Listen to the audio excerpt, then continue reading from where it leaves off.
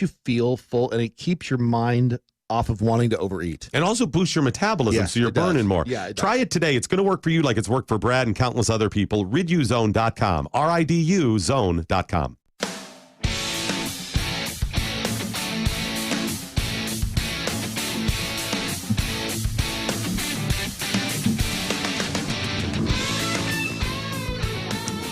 Good afternoon, Spoony listeners. This is Chef Patrick Mosher with Food Biz Pro, and we have a new partner. Oh, what a sweet boy. Everybody, if you're watching on Facebook Live, you can see Griff. Yes, this is Griff, a beautiful boxer who was taken in by Ron Phillips, who is not just our CEO, our president, but also the executive producer of pretty much all the shows here. Jeff, I'm not discounting you. He's just been here longer. Anyway, look, Griff. Hey, buddy. He is, he sees where the people, he's like, hey, look at me, not him. Look at it. I need the attention. All right. So can I just tell you, this is no offense to my friends, family, loved ones, whatever. I like dogs more than I like most people. And not just because they eat them in some countries, because, I view everything as a food source. But I'll tell you what, there is nothing in the world that is like coming home to an animal, especially a dog.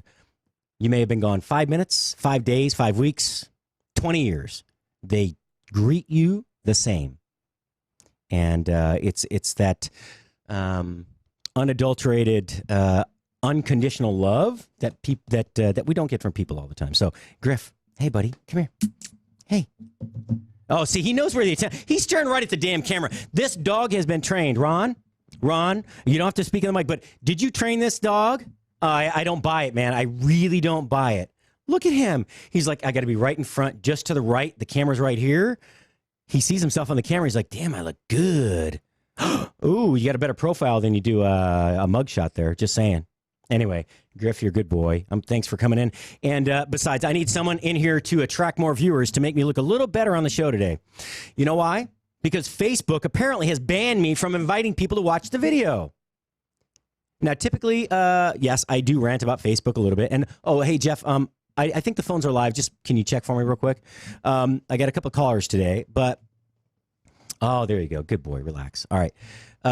Facebook today. So we had the, about an hour before my show launched, we had the Gut Check Project, which is Dr. Kenneth Brown, MD, and his co-host, Eric Krieger, who I believe is a anesthesiologist.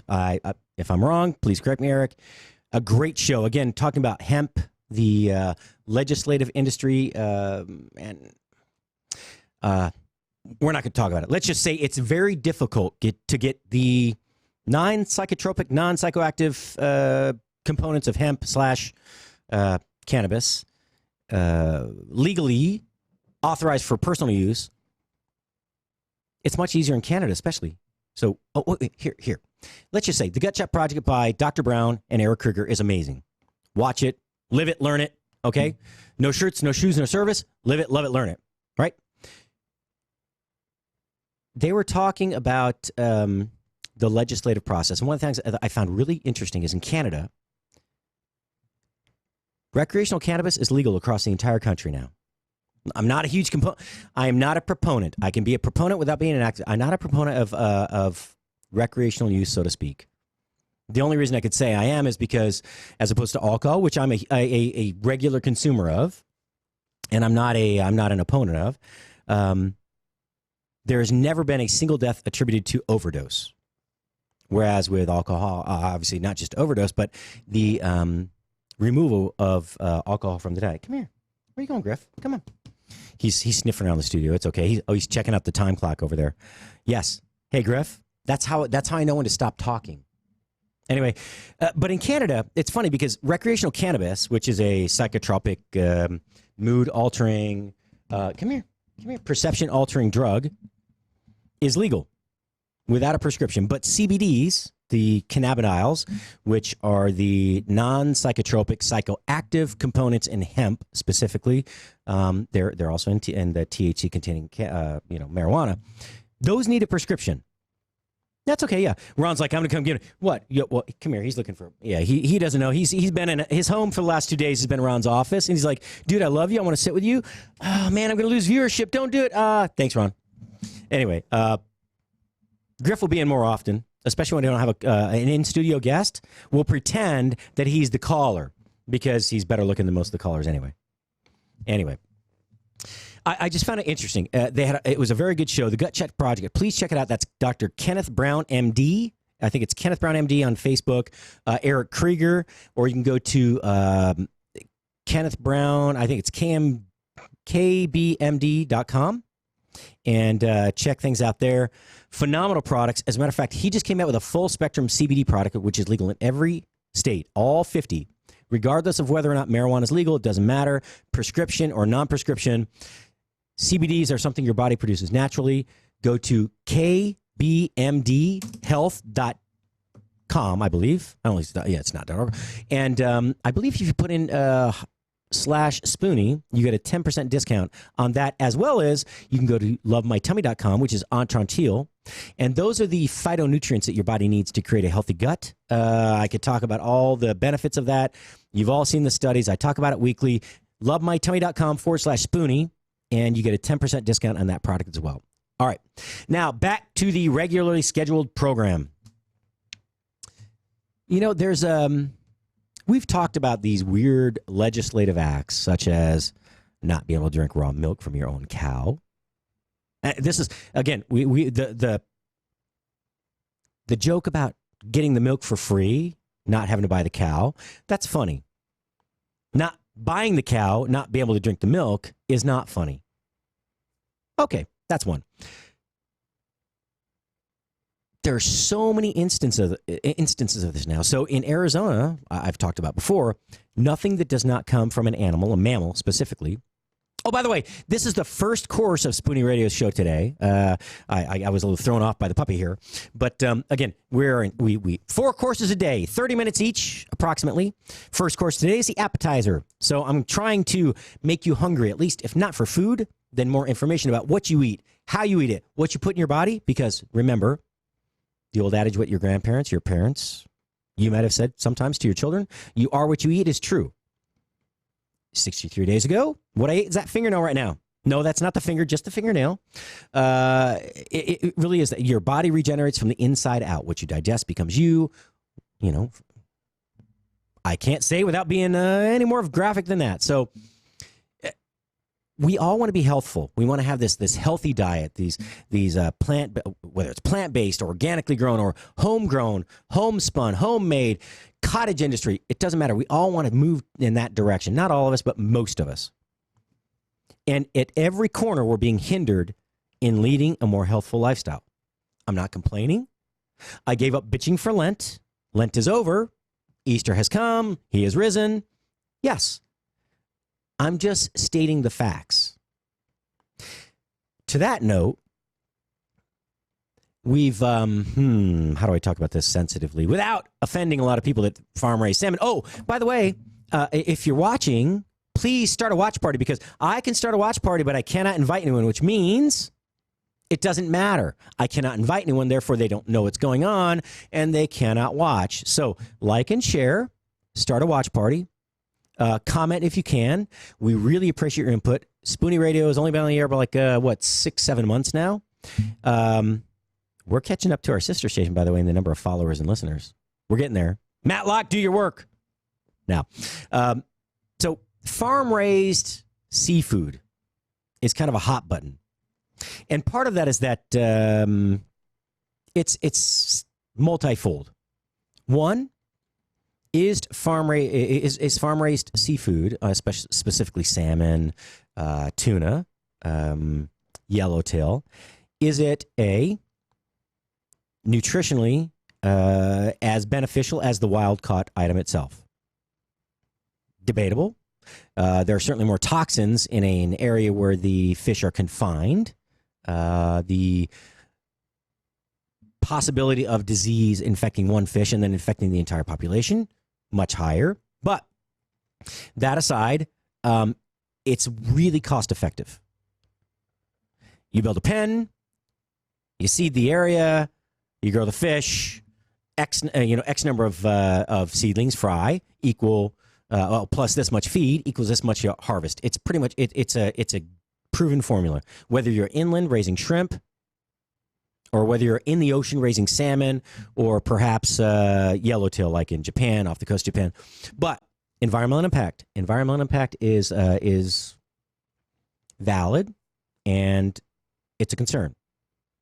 You have X number of fish within a certain confined area over an extended period of time. That fecal matter drops to the bottom of the ocean. It's really high in nitrogen and other matter that is not necessarily beneficial to marine life, and it starts to kill everything on the ocean floor. That's a conscious decision that we make. There are legislative acts being drafted and some being put into effect that would ban certain farm-raised seafood.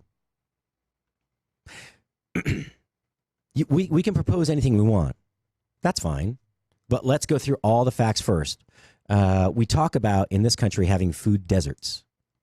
If you don't know what a food desert is, it's an area, a region, typically associated with a specific or a demographic which is native, or a dense population of a specific demographic of this country or another country in that region, where they don't have a ready supply of fresh foods. They may have convenience stores, they may have fast food chains, but not grocery stores, nor do they have organic grocers or the corner markets like you would find in, say, Manhattan or places like that. That's a reality. It is. We can't take anything away from that. But do we need to legislate that every so many blocks of this type of urban, if you have a specific density of population in a specific, or not specific, within a defined parameter or radius of a heavily populated urban area, city, right? A city center. Do you now legislate how many grocery stores have to be within that radius? So now we're not going to dictate just what you eat, but how many grocery stores there have to be within a certain radius. Because look, the grocery stores, they make money. That's true. It's a business. But I don't think that most people understand the margins, specifically our legislators, whether it's state or federal. Grocery stores run on a margin of about 1.6%. 1.6%. So, yeah, there's a long lead into one specific article, but 1.6%. 1.6. If you sell $1 million a year, you are making $16,000 a year net. That's 1.6%. That's ridiculously low. Even restaurants, which have some of the smallest profit margin in the country or in the world, typically the average independent restaurant makes 7% gross, 4% net. That means after taxes, after all your expenses, if you sell $1 million, you go home with 40. If you're a grocery store chain, you may make 3%. That's for every million, that's $30,000. And you think about the cost of building one specific location. I mean, so I'm going to, Jeff, where do you like to shop? I usually let the missus do the shopping, but if I have to tag along, I'll go somewhere where there's a coffee house. Okay. Like a Kroger or a Tom Thumb, usually they have coffee houses inside there. I'll get a cup of coffee. I'll sit down. Does she have a preference in stores? Yeah. I'm going to say Kroger. Okay, I mean, so I love Kroger. Because here's why. I know Kroger very well. I have to say, in the Dallas-Fort Worth Metroplex area, this region, Kroger has a very small footprint. And the stores they do have are typically older, but they're starting to renovate. In Houston, however, Kroger dominates the market. Albertsons is gone. Kroger dominates. And if you don't realize it, Kroger, or their parent company, is the largest grocery store chain in the United States by far. By far. They own King Super throughout the Colorado region, the Rocky Mountain, the Front Range of the Colorado Rockies. They own a Loaf and Jug, which is like a 7-Eleven. Yeah, I thought that was funny. Loaf and Jug, based out of Pueblo, Colorado, by the way. Several other chains as well. However, it doesn't matter where you shop. The margins are about the same. Pretty much the same. The reason I know this is because I was the culinary director for a grocery store, a one-off grocery store in Houston, well, the Woodlands, called Hubble & Hudson. Hubble & Hudson was not a typical gourmet grocery store location. It was a gourmet retailer. So if you take something like a Whole Foods, and if you know what Dean and DeLuca is, you cross them together. They had a planned baby. It was a 20,000 square foot store that had a rotisserie chicken display. You could get sandwiches made, order whole chickens. We made our own mozzarella cheese, fresh every day. We had a prepared foods counter where it was not inexpensive, but everything was made in-house, organic, fully prepared every day. We had a production kitchen in the back where we had bought the Black Walnut Cafes, if you know who they are. We bought them to subsidize the build-out of this store. And in return, we built a production kitchen because at that point there were 3 locations. But we started making all their sauces, all their pastas, everything in-house to reduce cost. And we distributed to our own stores as our own vendor. So I understand that. I know the model very well. But now they want to dictate that you're forced to build a store in an area where there are consumers that either are unwilling or unable to spend the money to keep the store open. So basically, they're trying to force legislation upon us where, and I don't play politics very often unless it affects the food, and not just the food industry, but our food chain and how it affects us as individuals. They're trying to force legislation, pass legislation, which forces chains, grocery store chains, to build within these food deserts. Now, it's a noble cause. And I'll tell you, my name is Patrick. And you know what Patrick means? It means noble person. I don't know how noble I am, but at least my name is noble, right? And by the way, yesterday somebody commented, different shade right here. I had a gray jacket on. These are by Chef Works, by the way, out of San Diego. Nice. Fitting. As a matter of fact, I have the same designer as Kim Jong-un, by the way. Yeah, I do. If you look at the other one I wore yesterday, it zips down. They had buttons down the front. Very much like what he wears. Very fashionable in Korea right now. I'm joking. Yeah, we'll say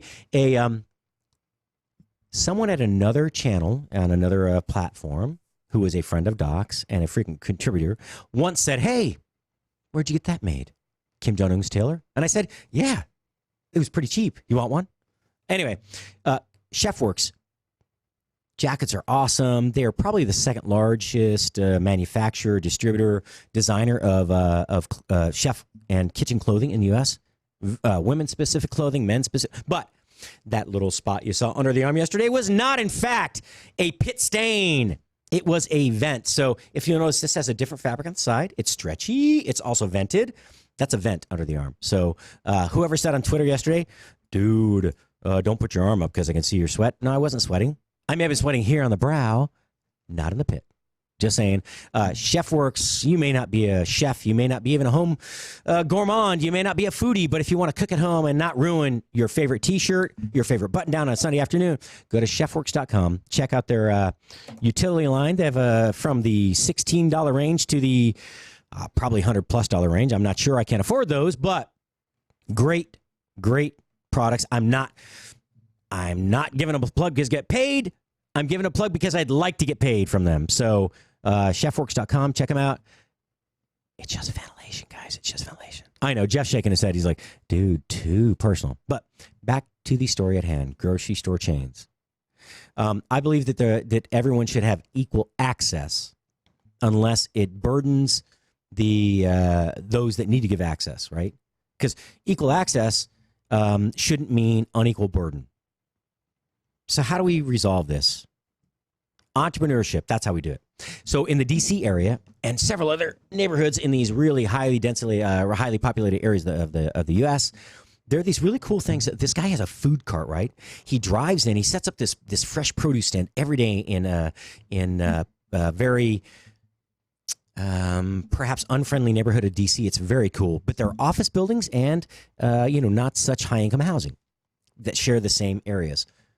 And he sets his produce stand up every day, sets his crates up, fills them in with the produce, drives the van out at the end of the day. And it's very cool because he can not just provide a service to that community by offering them fresh foods and vegetables, specifically fruit and vegetables. He can also educate them on why that's necessary. It's a very cool concept. So how do we overcome these negative circumstances, these obstacles, which may be scotomas. If you don't know what that means, look it up, or I'll tell you right now. A scotoma is a mental hurdle, a mental block that we put in front of ourselves to keep us from succeeding. We do that as a society as well. We do that in groups. Sociology, study Sociology 101. Instead of taking the course, I'll tell you right now, as a group, we tend to either feel ourselves of benefit, we identify ourselves as a group of benefit and abundance, or a group of depression or depravity and lack. That's it.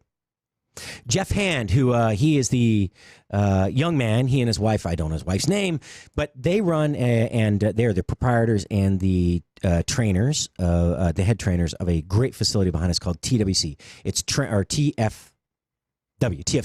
Training for Warriors. It's kind of a boot camp style training. It's not quite as regiment as what do you call that? The what's the one where you have they have competitions now? Yeah, like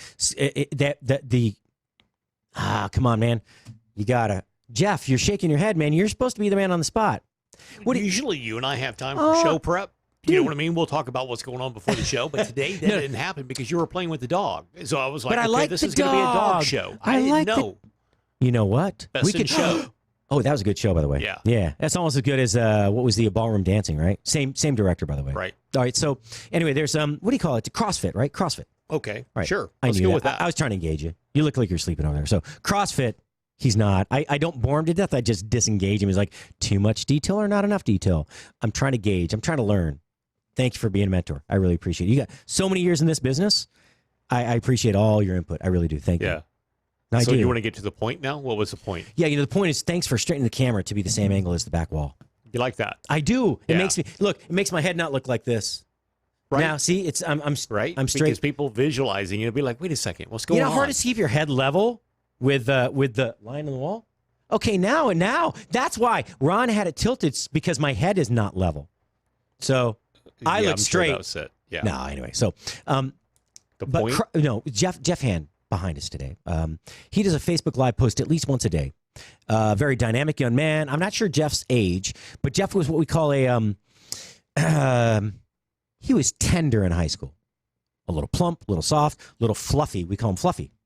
And after he got out of high school, he decided he was going to change his life. He got into physical fitness, taught himself everything he knows, just self-study. Taken a lot of classes, been certified. Jeff does a really cool Facebook Live post every morning. And this morning I woke up, I looked at his Facebook post, and he was like, had a little angry face on, right? And he's like, today, is different than all the other days. I'm normally inspirational, but today I'm angry. And he has an angry post, right? Somebody had broken out the back window of his car, broken in, stolen his stuff. He was pissed. I don't blame him. I would be too. But on the way to work, he did a Facebook Live video, which is always one of the best parts of my morning. And he's like, we can be upset, and we can ponder the negative and just and keep it, ingrain it, hold on to it, embrace it. He goes, but you know what?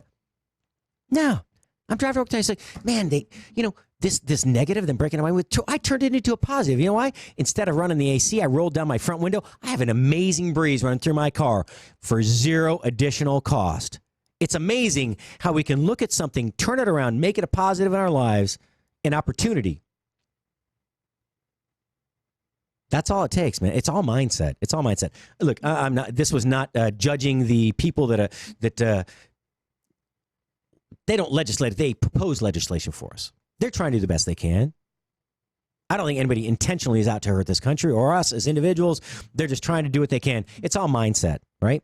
We as individuals are empowered. We as individuals are empowered and should be empowered and need to empower ourselves to make decisions every day, whether that's about what we eat, which I think is important. Remember, what you are what you eat, right? Be kind. Every day what you put into your body, that's what you get back. How we act, how we treat others, the decisions we make in building ourselves, our families, our culture, our country, and our businesses. It's up to us. There's a lot of opportunity here. As a matter of fact, my buddy Nathan Turner, Chef Nathan Turner, is going to call in about an hour. But in the meantime, Stay through to the bottom of the hour because I know I'm going to talk about farm-raised salmon, the positives, negatives, it doesn't matter. But we got a kick-ass salmon recipe coming up for you. Stephen Airy Jr. is going to call in. He's a host of a show perhaps on the sister channel over there. And if you missed it last night, I had a really good interview with them. It was really fun. I'll post that in a minute. I'll post a link. Stay tuned. We'll be right back. Food Biz Pro Show. Patrick Mosher. Now, course 2 coming up. Follow Chef Patrick Mosher on Twitter @FoodBizPro.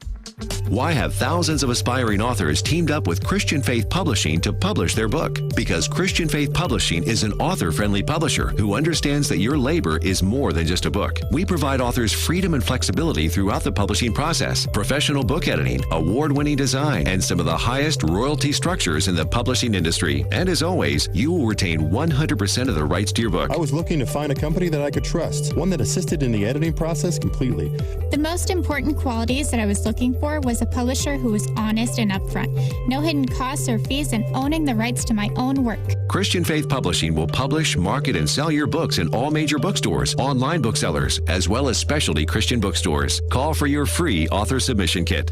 800-978-4812. 800-978-4812. 800-978-4812. That's 800-978-4812. Fast Track Student Loans can get your student loans out of default, stop any wage garnishments, stop collection calls, and stop seizure of your tax refund. Give yourself a break. Stop the stress and get your student loan payments down to as little as $25 a month based on what you can afford to pay. 800-709-4395. 800-709-4395. 800-709-4395. 800-709-4395. Now you can fly anywhere in the world and pay discount prices on your airline tickets. Book a flight today to London, Paris, Madrid, or anywhere else you want to go and pay a lot less guaranteed. Call the International Travel Department right now at Low Cost Airlines. 800-452-1075.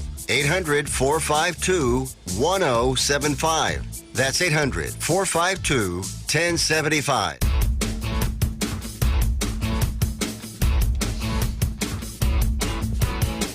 All right, this is Chef Patrick Mosher, the Food Biz Pro, and I really hope you're watching on Facebook right now on the Spoony radio page. I had a little conversation with Jeff here in the booth.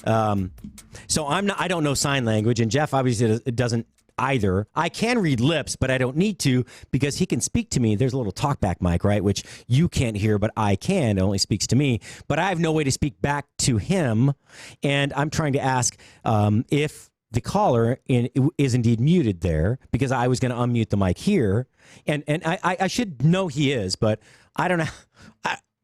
We got a protocol. Just stick to it. I don't want to ask again, okay? I appreciate it. So anyway, with no further ado, I will no longer discuss the issues at hand with legislation forcing us to feed those who may not want to be fed. We now have Stephen Airy Jr. Are you on the line? Hey, yeah, I'm here. What's up, Mr. Salmon? Or I say Mr. Defender? Any way you want to do it, it's fine. It's fine and dandy. No worries.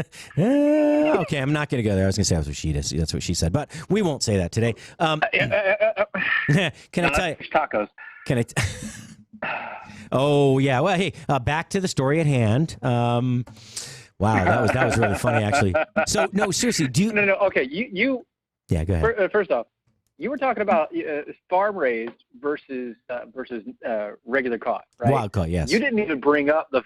Yeah. You didn't bring up the fact that tilapia is the worst food for the worst fish that you can absolutely have. Well, can I expand upon that just a little bit?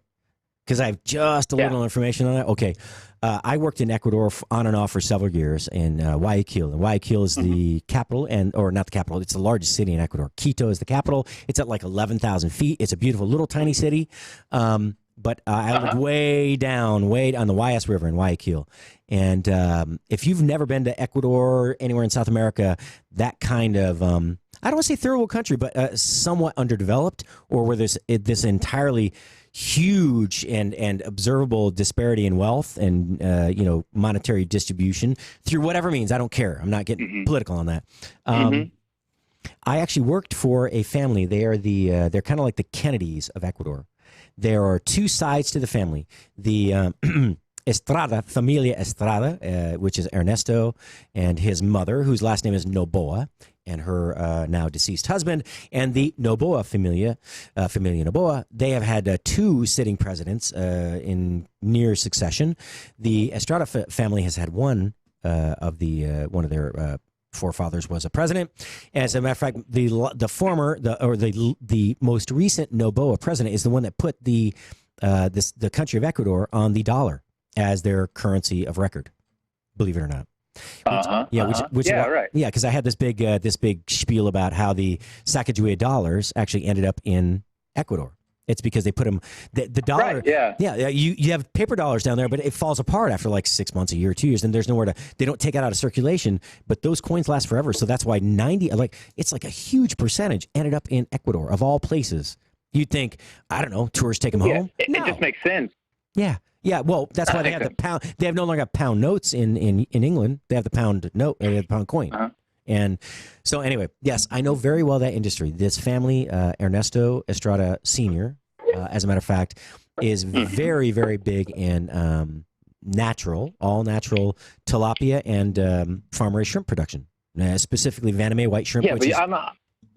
No. So if you're talking about all natural, okay, I can kind of see that, but I'm not talking about that. I'm talking about like the generalized tilapia farms that gives you the cheapest product possible that you get in most of your grocery stores nowadays. Yes, with the diapers floating by, so they'll have these mangroves down there, and they'll basically pen those off. They raise tilapia.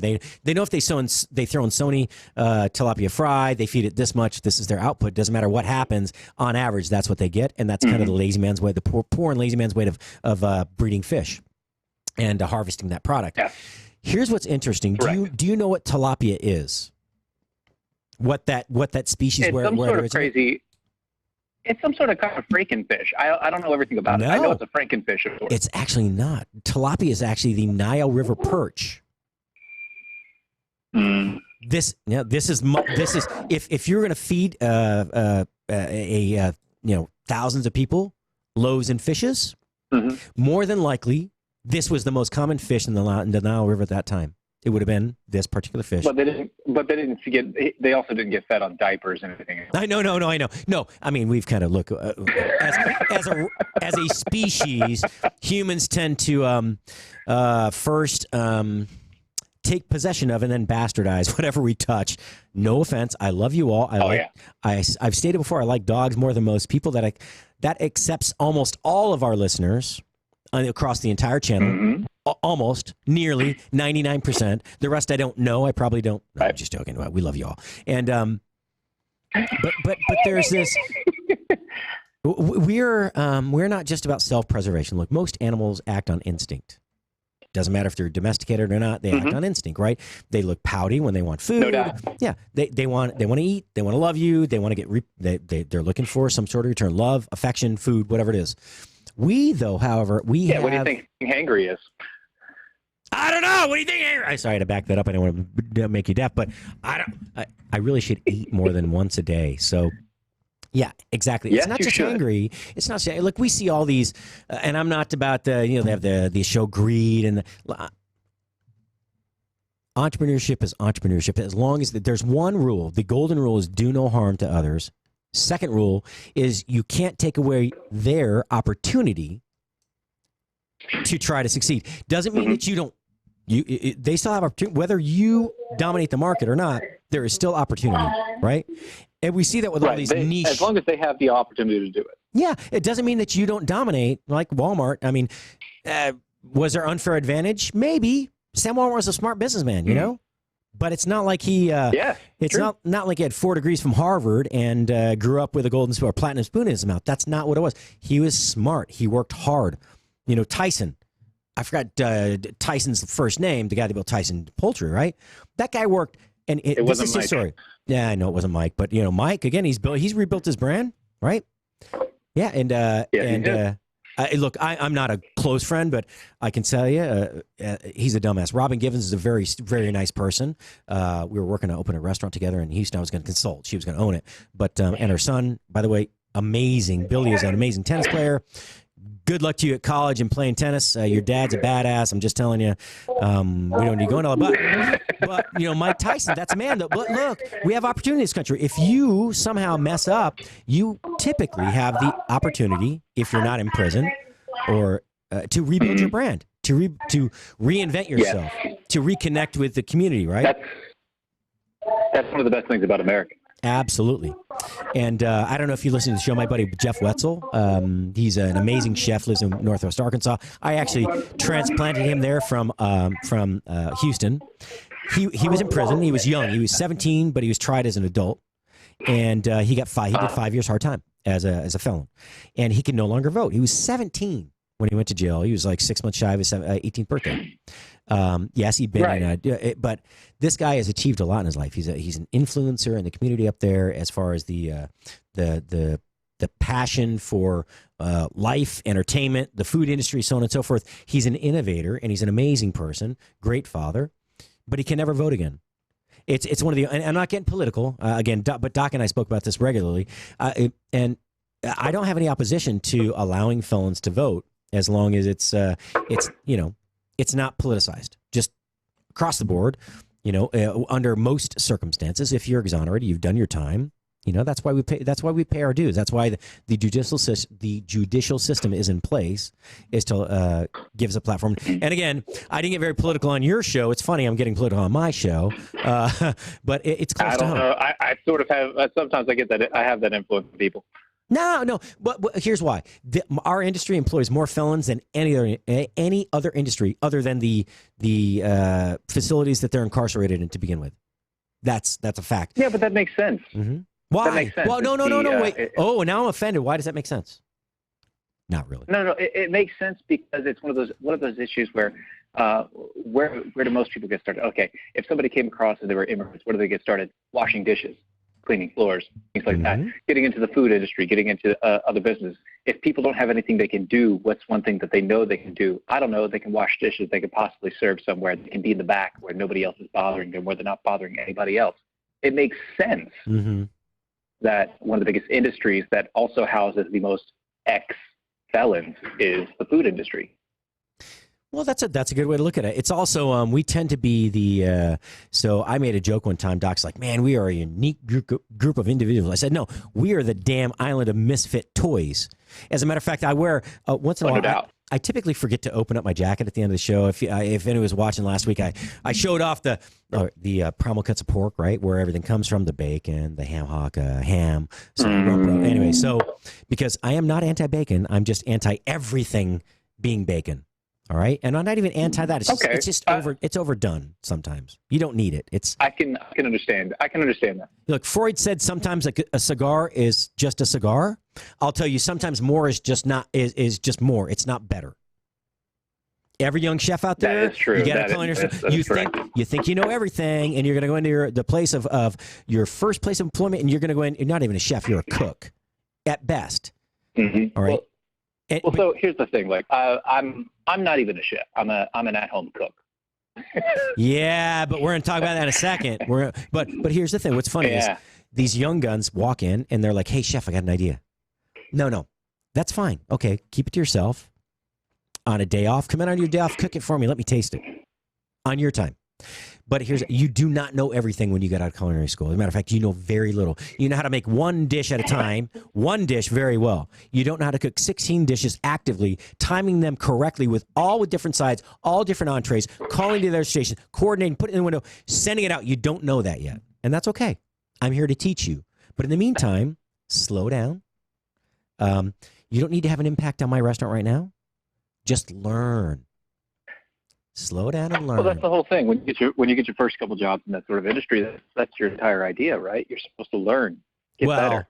But here's figure the out what thing. you're doing. We are chefs are not just we are creatives, right? But we're also we're driven by service, and not just chefs. Everybody in the restaurant industry, for the most part, is driven by service, and I would say even first and foremost by service, secondarily as a creative, if you're in the kitchen, especially driving that industry as a chef, that's secondary to service. Because if not, it's rare that you succeed. And so keeping that in mind, in any industry, I don't care what you do, remember that first and foremost, when you come into a new position, you're green, fresh out of school. It's great. Your enthusiasm is amazing. We grow from your energy that you're giving to the business. But remember, the business is not about you. It's about the client, the consumer, whatever, you know. It's not about you. Oh, yeah. Yeah. So slow down, listen, do your job, enjoy that service, that the time you have to grow, get better at your craft, and just and then have an impact, right? So on that note, that's the best way to do it. So on that note, though, we spoke on the show last night about many topics. As a matter of fact, by the time you're like, call in, it's late. I'm just telling you, my time, it's late. It's later your time, but I wake up between 2:30 and 5:30 every day. It doesn't mean I get up at that time, but I'm awake. And by the time I wake up, everybody's starting to come in studio by 5:20, 5:30. Brad's in first, Ron's in second at 5:45. They all start rolling in, trickling in, and there's noise. I really don't sleep after that time. So I get up, I work. Sometimes I pretend to sleep, I lounge.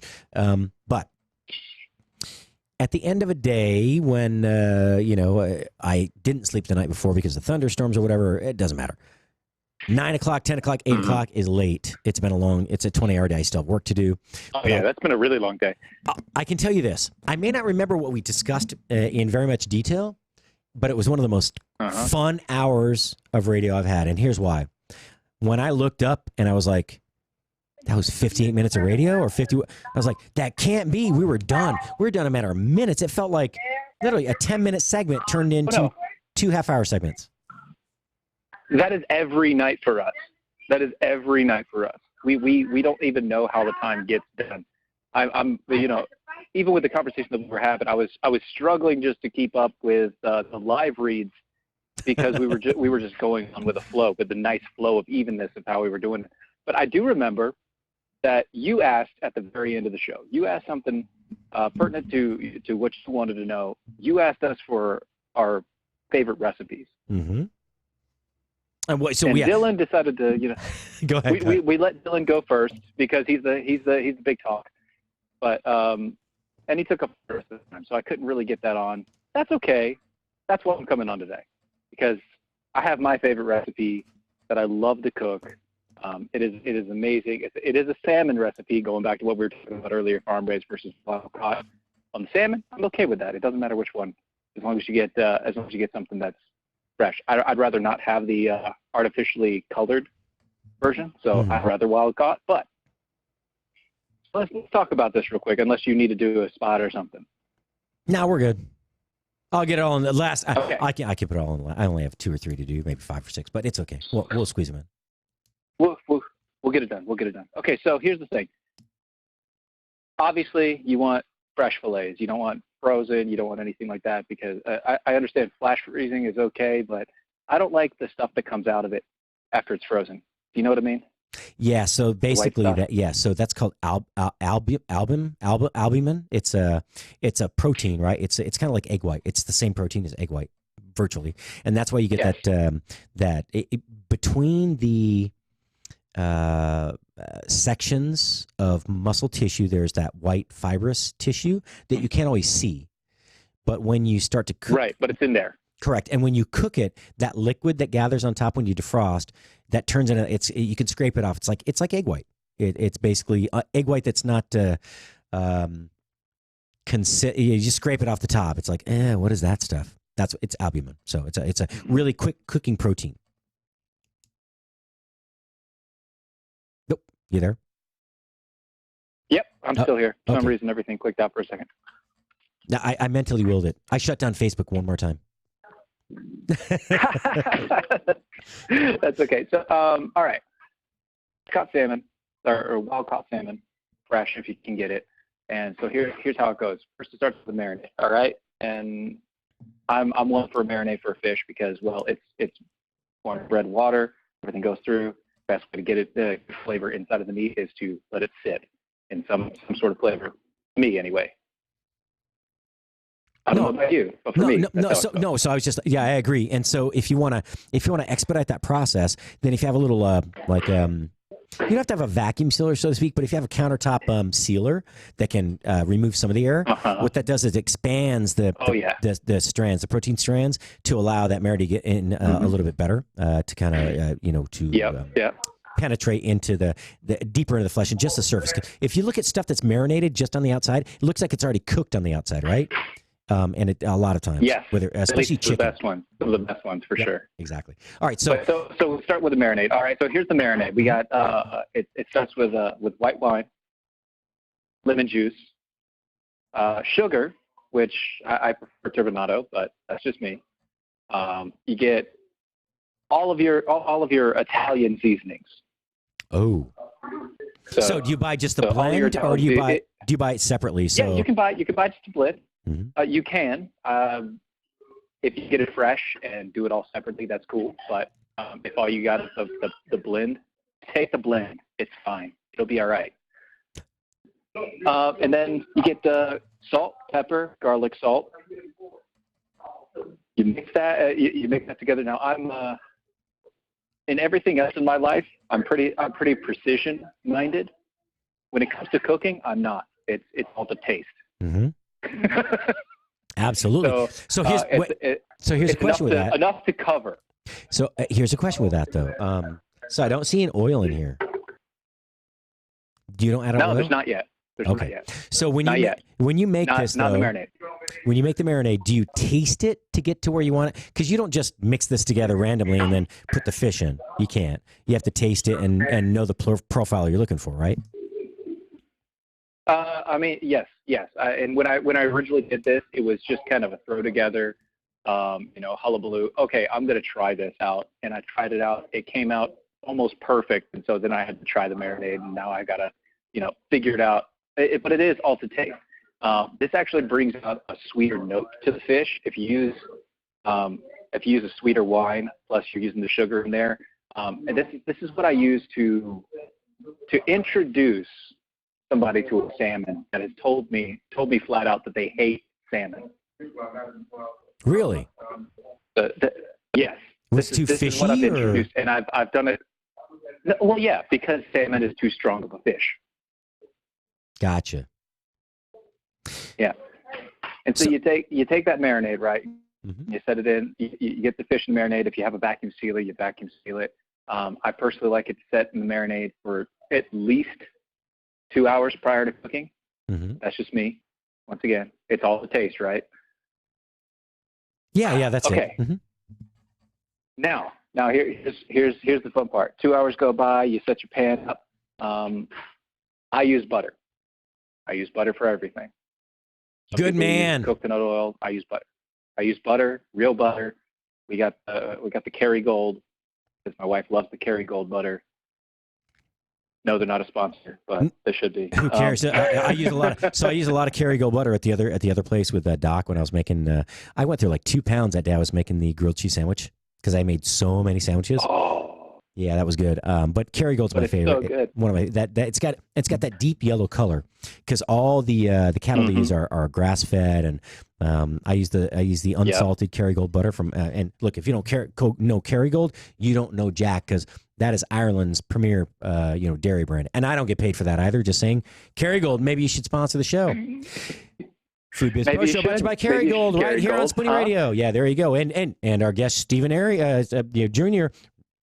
He'll sponsor you. I mean, he'll talk you up too on another platform with a bigger voice. So no, we can say it. It's okay. I don't know about bigger voice or not, but I'm just saying. Yeah, that's Matt Locke. We're catching up. Y'all better talk louder. We're catching up. Matt Locke, Brad Staggs. We're catching up. Y'all better speak louder and speak faster, and feed people. They like food. Something. No, all right. So I'm sorry. Oh yeah, they do. Definitely, they definitely do. So you marinate for a couple hours. The Kerrygold butter. Yep. Marinate it for a couple hours. Get the Kerrygold butter on the pan. Medium high, okay? Medium high, you get it out, you take your salmon out, and then the first thing that I do is I do a dry seasoning as well. Same seasoning spices that you have, so a little bit of the garlic salt, pepper, Italian seasonings, all that blend. And you're going to hate me for this because I know what you're saying, you don't do the skin, but I hate skin. My wife loves fish skin. So I started skin side down. No, well, that's look. So here's the funny thing: if you watch the master's class portion, like they have on Facebook, you see all that master class by Gordon Ramsay or by yeah. Look, it's a great way to learn to cook. If you don't know how to cook specific items, they break it down. They show you the technique. It's not free. They give you a few teaser recipes. He says, cut an X in the skin side down. I'm not disagreeing with you, Gordon Ramsay. You're an amazing chef. I have a lot of respect for your talent, but you never turn seafood except one time. And so if you're going to cook seafood with skin on, and depending on how you're, okay, here's the only exception, and the Europeans tend to do this more than we do. They leave the skin on the fish, whether it's a fillet, a steak, right? A cross section of the fish, like you see salmon steaks. Nobody does that anymore because we don't want to eat around the bones. Yep. Or if it's an entire fillet, which would be the entire side of a fish like a snapper. In Europe, they would traditionally serve it skin side up, in which case you would sear that first and then flip it and then serve it that direction. Here, though, people want to see skin. So, yeah. But so how I do it skin side down. I get a sear on it. I get it a little crispy on the outside, right? And then before I flip it. Now, here's the fun part. Before I flip it, I go ahead, I do a little bit of the dry seasoning, and then I take the turbinado sugar, and I basically cover the meat with the turbinado sugar. Ding! I need an egg time right here. Oh, yeah. Flip it over and a little bit more butter, and let that caramelize all on that fleshy, meaty section of it. Let it go until it gets really nice, dark brown. And then I use the marinating liquid and let it simmer just a little bit longer to make sure that that all the flavor of the wine is in there, and that the meat is just fall apart the moment that you touch it. The fork just, it breaks it completely. And it's so delicious. Gives it a sweet taste. It breaks off the fishiness of it, and it's amazing. So here's what I like about the marinade itself. You have a really strong acid base because you have two acids in there. You've got the turbinado sugar for the sweetness. You've got the aromatics in there, the dried herbs. I like dried herbs when we're doing marinade because it's less expensive, and B, dried herbs give a stronger flavor over the long term. Fresh herbs are typically added at the very end, right? Unless it's only aromatic, not flavor. Yes. All right. So you've got all that going on. You got a little bit extra from, man, what are you guys doing construction over there? You playing pool? 8-ball, or is it a 9-ball? I'm just joking. Sorry. No, it's all good. Well, no, I'm sitting in the break room area. No, I was thinking, what do they call it? Bumper pool, but bumper billiards. I had one of those when I was a kid. That was really the coolest thing ever. So back to the fish, because we have one more question for you here in a minute. Really quickly, you have all that together. Now, when you cook this, do you put the entirety of the marinade in the pan or no? Or just what's left on the fish? It really depends on how much marinade I've used and how much fish I'm cooking with. So if I used just enough to cover it, I will pour in the entire marinade and I will let it simmer down with the fish in there. Take the fish out, and I might even make it into a glaze afterwards. Yeah, because it caramelizes in the pan. To drizzle over top. Yeah, kind of. So. So here's if you have a lot of marinade left over, what would be really cool is, again, to make that glaze. After you've cooked the fish, taken out, put the remainder of the marinade out of the bag into the pan, because that's going to cook out any possible contaminants to make you ill from the raw salmon. But you cook that down in this bubbly kind of reduction, this glaze, right, of all that wonderful flavor, and then kind of just pour that over the fish. By draping, I mean you pour it over the fish, so it just that's so funny. It sounds like they're bowling with China.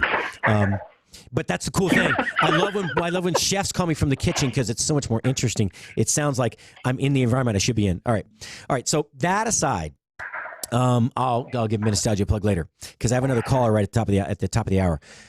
Real quick. The difference between, say, turbinado sugar, the standard white sugar, and brown sugar, how do people know what to use? Because, why do you choose turbinado? Well, I choose turbinado because I like real sugar. I like real sugar. I don't need, your white sugar is more processed. It is mainly from your sugar beets. You have your brown sugar is in case of molasses. And that's why you get the browns. And it adds a lot of sweetness to it, but it also adds it clumps, and it makes it a little bit different. I know it's supposed to be there, but the turbinado sugar, it melts when it's supposed to melt. Mm-hmm. It's just that type of sweet that you love. And you don't have to use as much as you think. Okay, just a few seconds. On that note, so refined white sugar it's boiled several times to remove all the molasses. Brown sugar, that molasses is added back in to make it, and with some natural sugars in it as well. But turbinado is boiled only once. So they remove a portion of the molasses, and now you have the natural sugar product that contains the correct ratio of molasses to what we consider pure or white refined sugar. But all right, Stephen, you got to call in. Once a week would be great. We could talk a little food history. You did a great little spiel on tomatoes for me and where they originated in South America. I got to let you go. Yeah. I got my buddy Nate coming on. Hey, thank you so much. I appreciate you calling in. I'll talk to you off the air tomorrow or today. Thank you, sir. All right, folks, we'll be right back in 4 minutes.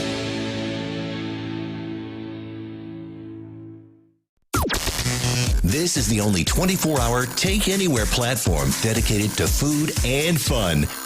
We're Spoony. News this hour from townhall.com. I'm John Scott. Correspondent Sagar Magani reports Joe Biden instantly becomes a frontrunner in a crowded Democratic field. Biden's one of the most recognizable names in politics, the most experienced candidate in this field, and at 76, its second oldest. He'll face questions about whether his age and more moderate record are out of touch with the Democratic Party featuring younger and more liberal contenders. American University political science professor James Thurber says despite Biden's many years of public service, he must find a way to connect with younger voters. He's really running against his own record to a certain extent, and he has to persuade a new generation that he's got the right ideas to help America and them. Science professor James Thurber. Also at townhall.com, 37 people have been taken to hospitals after anhydrous ammonia leaked from containers that a tractor was pulling in Beach Park, Illinois. Deadly weather moving through parts of the South. The mayor of Ruston, Louisiana, says the town took a direct hit from a tornado overnight. 2 people killed.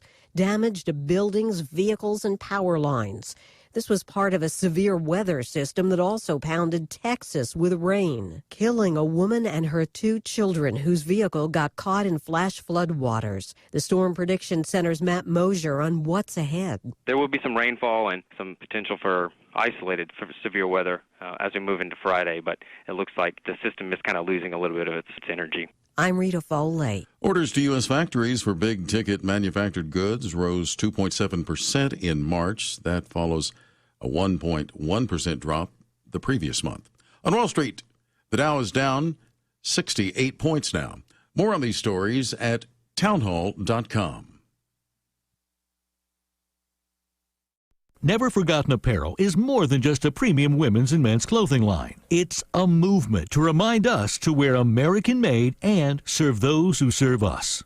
Our heroes. Never Forgotten Apparel gives 20% of their total sales to nonprofits that support homeless veterans and off-duty firefighters, and 50% to individual veterans and firefighters in need nationwide. Check out neverforgottenapparel.com. Use promo code MATT, M-A-T-T, and get 15% off your purchase.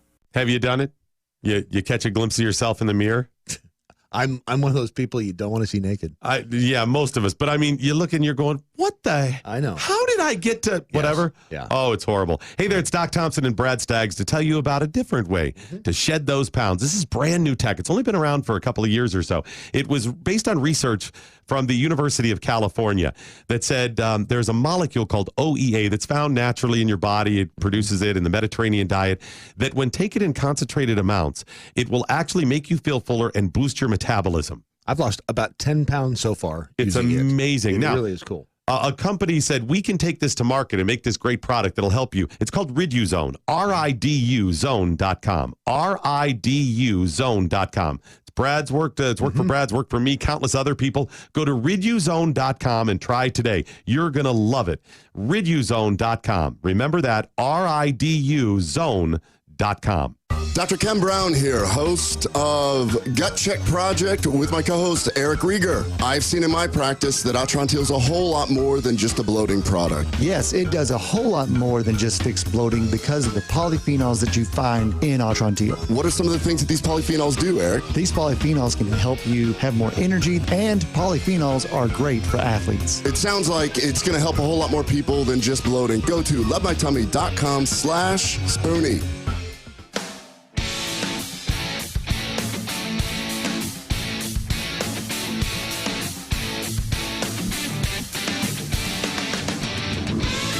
Happy Thursday, and welcome to the main course. Today's main event, better known as the entree of the Food Biz Pro Show. This is the third segment of the hour, second hour, 2-hour show. I don't know. Dude, I'm making it up. Jeff, you're falling asleep. Don't shake your head at me. Am I that boring? No. You're really quite intriguing. What's in the bowl? So I had Stephen Airy calling last half hour, and we were talking about that delicious salmon dish. So I went to the fridge. We don't have any salmon, but apparently one of our listeners, or several of the listeners, are sending us these dill pickle. I think the sliced chips are in the other box over there. These are Van Holten's dill pickle, hearty dill pickle flavor.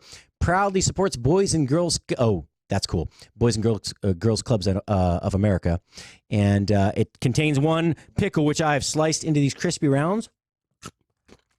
Damn tasty! I'm just telling you. I almost said something wrong. Yeah, I'm sure, because you were going through that pretty quick. So, I don't eat enough dill. I don't eat enough sour vinegared products, to be honest with you. I don't think I do. Because when I saw those in the fridge, I started craving them. And I don't know if anyone here has seen the Gut Check Project, which is Dr. Kenneth Brown and Eric Rieger, not Krieger. They've been on, I think this is their 7th episode today. 8. Was there 8th? Dang, yeah, time is flying by. It's fantastic. They're so awesome. It's one of my favorite shows. But we often talk about gut health on this show and others, and it really is the basis for homeostasis. Homeostasis is kind of like an overall well-being, a balance between the systems in the body. And scientists are learning, physicians and scientists are learning that the gut, the place where we ingest all of that nutrition or non-nutritional content that we consume is the most important part of our bodies. Serotonin, which is responsible for sleep and relaxation, 90% is produced in the gut. And you may think, that's not a big deal. Yeah, because if you have a healthy gut, you get off Paxil. You get off, these other mood enhancers, right? These antidepressants. I'm not knocking the pharmaceutical industry. I'm not. It's been a necessary thing for many years, but now we're realizing that the majority of these functions within the body, these deficiencies, these ailments can be treated strictly through food and nutrition, and it's pretty amazing. So, with that, we talk about the CBDs, which are cannabidiols. That's a whole branch, a whole area of study within the cannabinoids, which are they come from marijuana, hemp, whatever you want to call it. The cannabis plant, cannabis sativa, doesn't make you high necessarily. They're just they're good for your body. They create a balance within the body between the central nervous system and the immune system. It's very important. But anyway, while we're talking about that, fermentations, these pickled products are another very important another easy way to balance out the body's systems, specifically in creating a healthy gut. And I really love I don't eat pickles very often. I love pickles. I don't put them on many food items that I eat. I also don't make pickles like I used to, but I should. And I'm telling you, whoever set these damn things in, these are good. Did you have any of these yet? No, I didn't even know that they were here. But I'm glad to see that you found them. That's awesome. Free lunch, baby. Free lunch is good. So how often should somebody eat a pickle? I mean, going off of what you said as far as the gut and gut health and things like that, sounds like a great idea. How often should that be done? That's a good question. Here, when you think about all the other cultures, pretty much, let's look at Asia specifically. Traditionally, Asians have the longest lifespan. Japan, Korea, China. A lot of their food preparations were not salted, they were pickled, they were cured, right? As the primary way to preserve food, if you notice, like kimchi, sushi was actually originally a cured form of fish. It was not. It was not actually fish that was served raw on rice that was treated with to make it taste like the old product used to. Because now we put vinegar on rice, put fresh rice on top, we eat it that way. But Edo Mai, before the Edo period, it's a whole different form of sushi. They would take whole fish, pack it in between layers of rice, and let it ferment. And that fermentation process cured the fish, allowed it to be stored not indefinitely, but for a long period of time. And then you chipped away the rice, which is a byproduct. It was thrown away. The starch in there that activated the fermentation process. And then you ate the fish itself. But it tasted pickled. It tasted like the sushi rice plus the raw fish is kind of a balance between that nowadays. So I don't know if there's a specific magic formula for that, but often. And some of the products you can drink or eat. There's one of my favorites. It's called Tough Mother. Yeah, Tough Mother, like badass mom, beat you in the get out of my kitchen. For those who watch on Facebook, I'm being silly because I'm really hungry, but I'm excited about this product. And Tough Mother is a vinegar-based shot. Oh, hey, my buddy. Nate, hold on the line for just a second. I'll bring you on in just a second. Is he muted over there? All right, I'm going to answer here. So, but Tough Mother, they have these vinegar-based drinks, and they come in a large bottle, kind of like a moonshine type bottle, or a half gallon or gallon, and they have some just some that look like this vodka bottle, tall, slender. But Tough Mother, they have the reason it's called Mother. Have you ever seen the unfiltered, untreated vinegars? Like it says with Mother, right? Apple cider vinegar with Mother. It's this stuff in the bottom of it. It's part of the ingredients that were added to initiate the fermentation process. It's kind of this stringy white, like clear stuff that's in it's got a different viscosity than the actual vinegar itself does. But they create these shots. One is a habanero something vinegar shot. It's amazing. Toughmother.com. Check them out. Ed is not only one of the partners in that company, but he's also their recipe developer. But he's also the corporate chef, the executive corporate chef for Nolan Ryan, not just their meat side of company, but they're also their event management. So they do food service for the Circuit of the Americas with down here in Austin. It's the largest sporting venue in North America. It's pretty amazing. They serve 300,000 people when they have the Formula One or the Daytona racing down there, which I think this is their first year hosting it.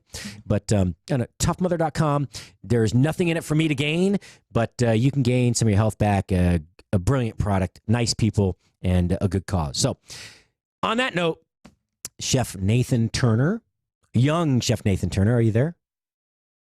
What's going on, man? Dude, I get to talk about food all day, every day, or at least 2 hours a day. It feels like all day sometimes. I'm living the dream, Other than that fat paycheck I keep waiting for, life really couldn't be better.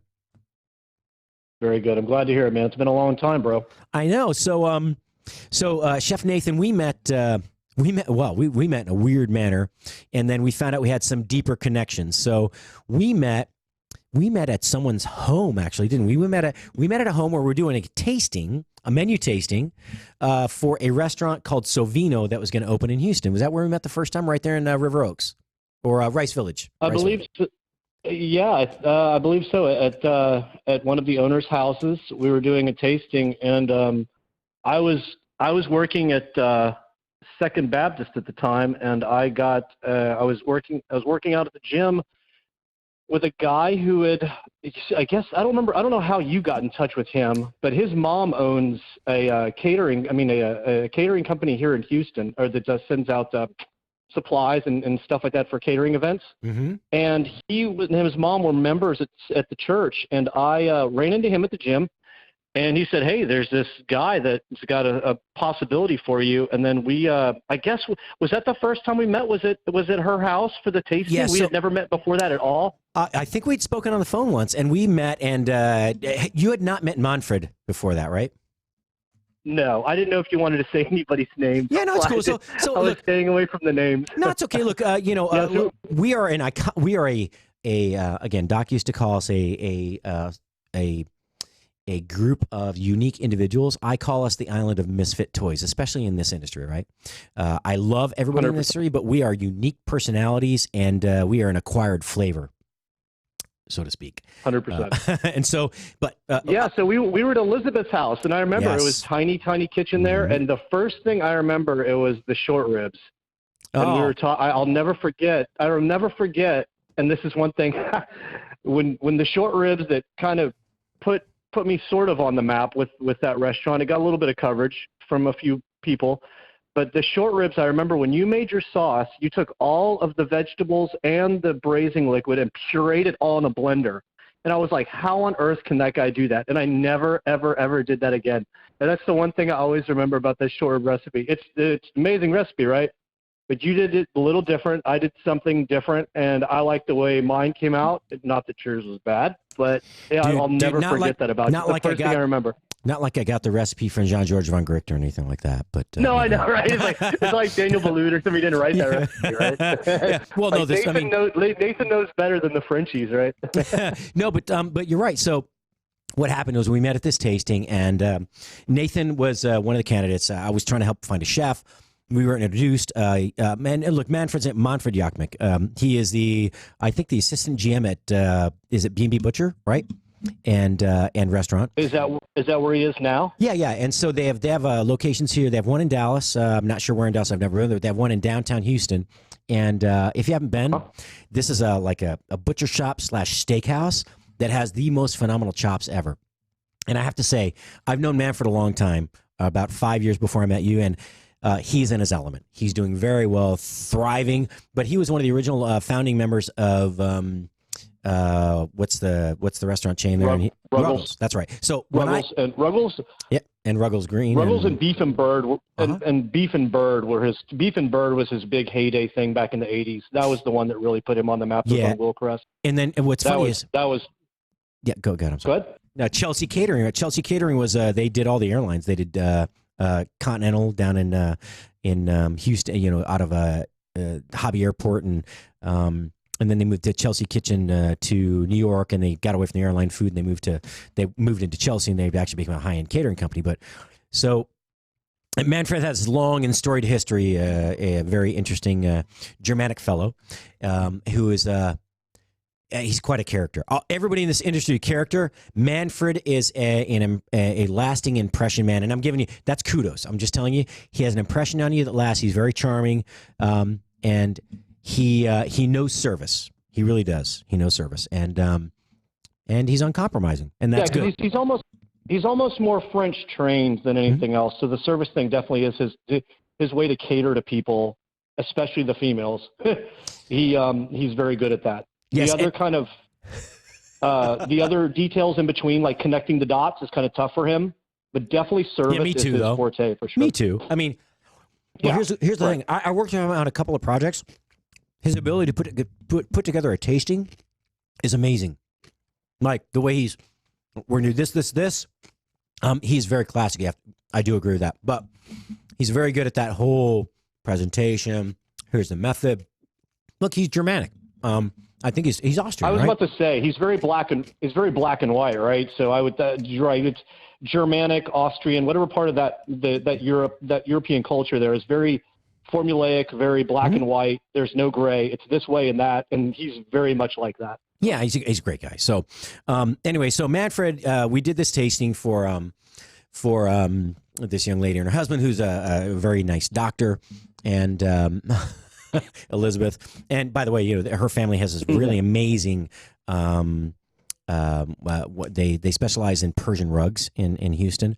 Abraham Rugs. Abrams Fine Rugs. Give him a little plug. Yeah, look, they're wonderful people. You know, what a beautiful family, husband, wife, and the most beautiful children you've ever seen. Fantastic people. They hosted us. They tolerated us. But that menu was fun because I did what I do, the Chilean sea bass, right? With like the with a yuzu, like a ponzu sauce, but it was a yuzu, and then the butter ponzu sauce on top of that. Ponzu and and truffle, like truffle, patty pan squash, little baby vegetables, clarified and that butter. kind of thing. Yeah. Okay, so then we did the short rib course, but the dessert, which was really hard to unmold, but the flavor was unbelievable, is that roasted strawberry panna cotta with the balsamic reduction. And which I still use to this day. Well, cool. I still use that recipe to this day. Thank you, Emerald, for the idea. Yep. Maybe not the execution, but the idea. No, there you go. And look, a good artist's copy, great artist's steal. We take the idea, make it our own, and if we can't improve it, we at least make it unique. So, but anyway, we bonded right away, and soon after that, I found out that your father was my chiropractor. In fact, in Tomball. At the Caldwell Health and Wellness Clinic, right? If that's that is correct. Yeah, that was a very small world. But you lived right down the street. Basically, you lived in the Tomball area, so it wasn't far for you. It wasn't much of a stretch for you, right? No, but the funny thing is, the reason I found him was another person in the food business, which is Helen and Jim Durham. Jim Durham was a very famous sports announcer in Chicago. He was the voice of the Chicago Bulls forever, and then he became the voice of the White Sox, I want to say. And soon after that, there was this move towards everyone getting paid a lot of money to be sportscasters. And although he'd been the voice of the Bulls for like 20-something years, when they won their first championship, they're like, let's hire somebody less expensive, right? So he semi-retired to Houston area. I met them through the comedy. Actually, I met them through. Was it Julie? I want to say Julie Loeb, who's a staffing consultant in Houston in the food and beverage industry, who I just recommended today. You probably should reach out to for some other people we know.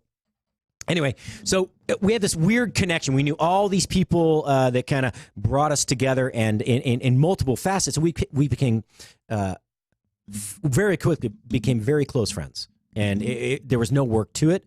We were both kind of health junkies. We liked our beer, and we love food. So, I remember you came over to my apartment. You came over to my apartment one night, and we had a couple beers, and we were talking about putting the menu together, and we we're trying to put our brains together. I think that might have been the first time out of a work environment. And you came over to my apartment. We started talking about soccer too, and all that kind of stuff. And we just had a ton of stuff in common. Yeah, it was awesome because we're rabid fans of the European leagues, specifically the Premier League. Yeah, Premier League, sure, at the time. Yeah, sure. Yeah, I'm bummed you're so far away, man, because I miss you. I miss hanging out with you. It's a couple hours, man. Make the drive. Come on up. It's short. I'll come down to see you. Yeah, make the short 4-hour drive to Fort Worth. Yeah, no problem. How far is it to drive to the lake? The 2 hours. The drive to Fort Worth, Houston to Dallas is the worst drive on the planet. I would rather drive to Beaumont back and forth 4 times. There is so little to look at on 45 North, dude. What is there to look at going to Beaumont on I-10? You know what? I go 35. At least there's a prison somewhere along the way. You go 35? Okay. Well, so if I'm coming from Northwest, if I see the kids or something, then it's I go out Highway 6. Right up through College Station. All right, all these people are like, what the hell are y'all talking about? I go through Waco, then up 35. Or if I'm going to Austin, I go down 35 from Fort Worth. It's a really easy 2 hour, 45-minute trip. But if I'm on 45 or if I'm on the other side of Dallas, you're right. It's not that there's not much to see on 45. It's that even the rolling hills just aren't fun. It's the traffic is always crappy. Flat. It just gets really flat. There's just so much traffic. It's terrible most of the time. But that aside, we can quick and fast friends. Yep. We've stayed friends. This is now, let's see, I was working as a private chef back then, so 2006 or probably 7 when we met, 6 maybe. And we've stayed friends. I think that, it was 6. It was 06, I think it was. Yeah, so over all these years. I was at the Houstonian. I wasn't at Second Baptist. I was at the Houstonian. That's right. It was the other way around. I went to Second Baptist after Sovino. God, I'm losing my mind. Holy cow. No, I was working at the Houstonian Hotel. Jeez, Manise, I can't even remember my own history. Holy cow! So I want to talk about the transition. So you went from you'd been in restaurants for quite a while when we met. Yeah, I know you went to culinary school before that. Which I want to. Where did you go to school? Because you were in. I went to culinary school in Pittsburgh, where my mom is originally from, and That's right. I still have family there. And I was kind of screwing off in Houston. I wasn't really going anywhere. And my mom was like, "Well, you think you're going to cook for the rest of your life?" And I said, "Yeah, it seems like it." So she said, "Well, let's send you to your grandfather in Pittsburgh. They have a good culinary school out there, which is now closed." Was that which one was it? Was it AI? Yeah. So Where'd you go to school there? It was Pennsylvania Culinary Institute, which eventually got bought out by Cordon Bleu, and then they went under. Well, so did all the art institutes went under too. That was my former school. So. Oh, so the guy who ran the Pennsylvania Culinary, crazy story. Apparently, this guy was driving a vehicle somewhere, and he hit two people and killed them, and they sued him for an obscene amount of money, and he had to sell the company to the Cordon Bleu, and that's what happened. I think if he had stayed independent, if he hadn't killed anybody, he might have still had that business. But going into that larger corporate venue like that, it really, I think it destroyed that company. But I mean, the decline of the culinary school is a whole another topic for another time. Maybe I should call back. We could talk about that somewhere. Yeah, that's an easily hour topic. Good Lord. So hey, if you're just joining us, it's Chef Patrick Mosher, the Food Biz Pro. We have Chef Nathan Turner on the phone with me, gracing us with his presence. Nathan and I, we started out similar routes, humble to more fine dining. And then from there, we went different directions. I've done kind of some of the stuff he's done, which is larger institutional, which we'll talk about in a second, specifically church feeding and dining. But very different paths, but it's funny because we always reconverge. The food brings us back together, opportunity, and the love for the industry. So when I have to tell you, there are sometimes you work in a restaurant that has a kitchen that no matter how hard you try is just so freaking unbelievably dysfunctional from a design aspect that as long you stick it out because you need the paycheck and you love the food, you like the concept, but man, trying to put the food out of the kitchen is a nightmare. And it just are you talking about Sovino now?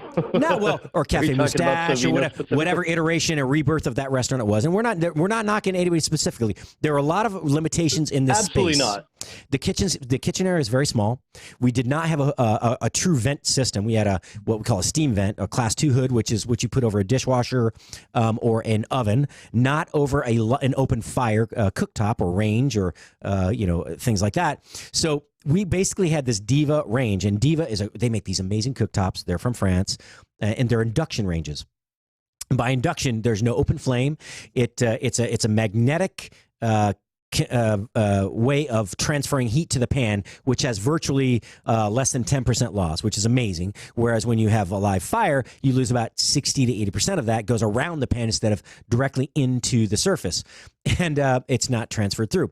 The problem was this particular range, which was bought, on discount for a reason, and it had a short in it, which would inevitably only occur during the busiest periods of service. And yeah, that was fun, having a guy like at crotch level trying to work on this range while I'm trying to make 6 orders of shrimp and grits and, put everything together. I literally have some big dude underneath my crotch area trying to rewire a stove. When I've got 2 out of the 4 working, I was happy. When it went down to 1, I was really pissed off. So we're talking about number. If I had 2, we're talking about the number of burners, right? You know what? The number of burners working. Yeah. Right? Okay, just checking. It had 4, right? Yeah. So yeah. So if I had 2 burners working, I say burners, they're induction plates. But if I had 2 working, I was cool. And when it went down to 1, that's when I really got discouraged. I was like, man, this thing has 4 of them on here, and 3 are not working. It was just, there was a lot of moisture in that kitchen because there was no venting. It was just hot in there all the time, especially in the summertime. I think the moisture just really got to that machine. Can I just tell you? It's such a delicate thing. You know, go ahead. I want to piss off some of our younger listeners, right, and embarrass my daughter, maybe my son. No, we need to say moist as many times in this program as possible because there's nothing wrong with the damn word moist. It means it's holding liquid. A steak is juicy, right? A cake is not juicy. It's not watery. It's not containing extra. It's freaking moist, people. There's nothing embarrassing, there's nothing embarrassing about that word. It's moist. It means juicy, tender, flavorful. It's holding moisture. Moist. Get over it. Y'all got dirty minds. Teenage unless you're kids. unless you're the underage of 15, then it's embarrassing, and I can understand that. I totally can get that. I know. Was it embarrassing to you? Especially young girls like your daughter. Under the age of 15, was it embarrassing to you to say moist or to hear it? It wasn't to me. All right, I don't know, man. Nathan, hangover. We got a 2-minute break. We're gonna come back again. Chef Patrick Mosher, Food Biz Pro. We're here with Nathan Turner, Chef Nathan Turner. We're gonna come back. We're gonna talk some more food, fun, politics. I don't know. We're gonna have some fun. Hang in. Stay tuned.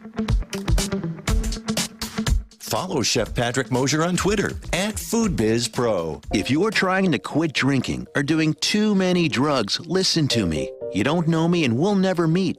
I had a problem like you once.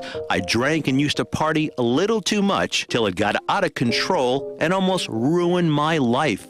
I realized I needed help to fix my problem before it totally destroyed me. If you've tried to fix your drinking and drug problem and you know you can't do it alone, you need to call the National Treatment Advisors. They'll immerse you into a 30-day program to replace your old habits with new habits and totally change your life. And if you have PPO private health insurance, the entire program may be covered. Fix your problem right now before it gets any worse. Get clean. Call now and learn more. 800-296-1252.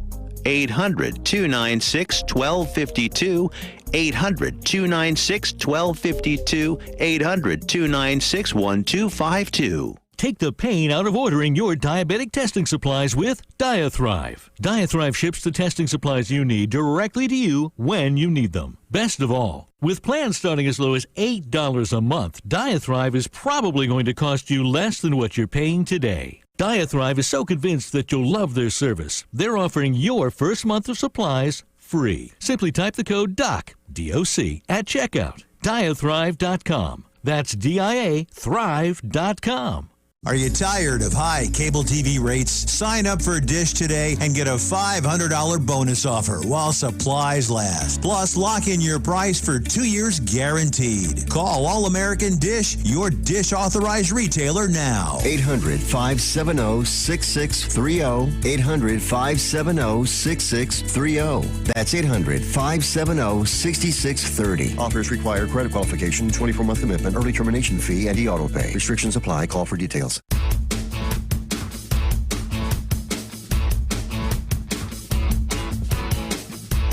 And welcome back, Spoony listener, Chef Patrick Mosher, right here on Spoony Radio's Facebook Live.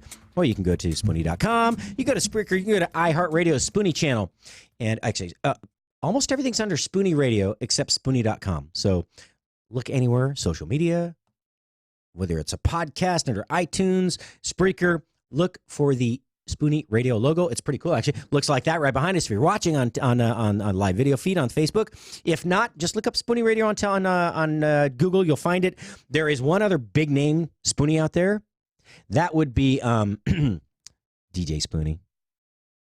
Just give up the damn name. Let it go. Actually, he's been around like 20 years longer than we are. He's really, really famous. We appreciate you putting the name out there, making it famous. If you don't know what Spoony means, look it up. Just like our holding company, CMB, Cuddle Me Buff, not Hold Me Naked. It doesn't mean that. Look it up. It's actually that's a very cool name to come up with. Cuddle Me Buff. It's a very old word.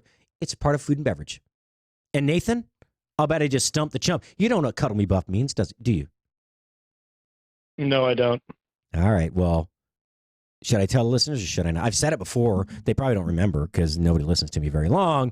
But no, I'm joking. CMB, look it up. Cuddle Me Buff. You got a phone there while you're talking, hopefully. But look it up after the show. It'll bring you a laugh. All right. So real quick, I had a call in the break here. If you people were looking at me like I don't think anybody said anything, but I had to answer. A really good friend of mine. I'm not going to say his name on the air, but let's just say he drives for a living, and he called me last night. And look, I've lost some close friends lately. Doc was, I don't know if you heard what happened to Doc, but we can talk about that off the air. We lost him tragically about in February 5th, as a matter of fact. And he was, if it weren't for him, I would never be on the radio, and we wouldn't have this opportunity right now with Spoony and our sister channel Mojo 50. But I've lost a lot of friends. I just turned 50 a year ago. I'm 51 now. I'll be 52 at the end of this year. A lot of my high school friends are slowly, things are happening. And but Eric. I said his first name, not his last name. He called me last night, and it was late, about 12:20, and I sent his call to voicemail. He had a phone call and then a FaceTime call, and I called him right back. I was getting ready for bed, actually. I was trying to get ready for bed. I stopped. I answered some emails. I had to send some stuff out to, you know Jeffrey Klein, my consulting partner on the Food Biz Pro side of stuff.